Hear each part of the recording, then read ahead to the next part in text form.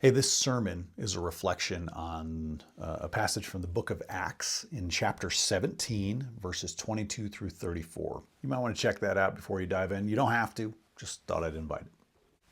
Please don't debate me when it comes to God. Not because I think I'll win, but because I know I'll lose. My theology crumbles under the weight of apologetics. Not because my theology is a fragile system of belief, but because uncertainty is fundamental to its foundation.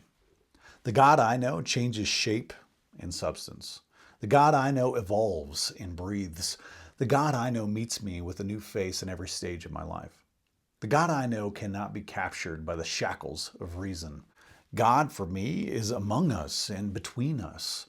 In God, we live and move. Within God, we are eternally embraced. God is home and love. And now, in your face, God shines. And in your voice, God sings. And in our pain, God comforts.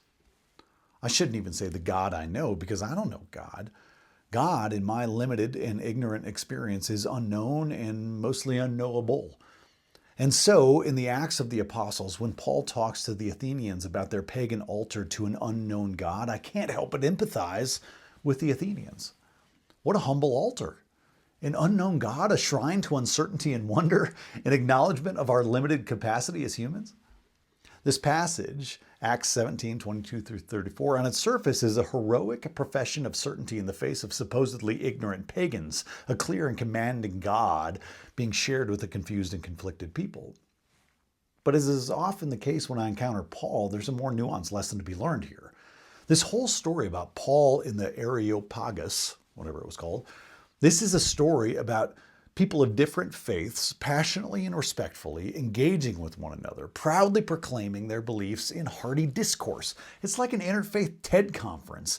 It's like an energized academic symposium. It's like an electric collection of thought leaders trying their best to name the unnameable. A sacred conversation, a respectful dialogue, engaged, curious people of faith. Man, I hope that's what it was, but I'm not sure.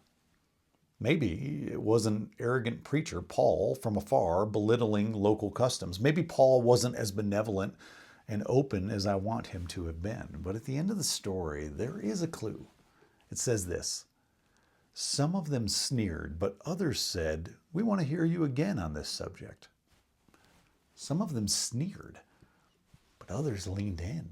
And that tells me something.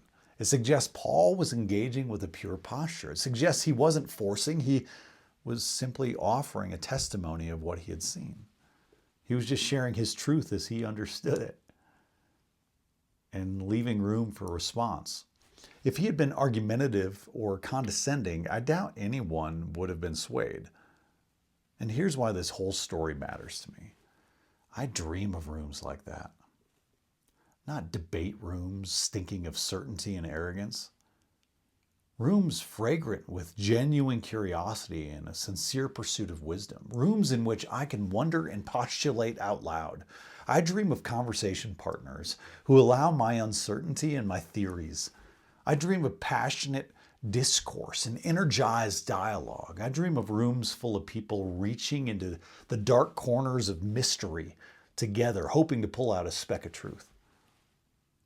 Because in the buzzing electricity of the wondering and hypothesizing, in the tension of not knowing, in the authentic conversation, I believe you can feel the glow of God.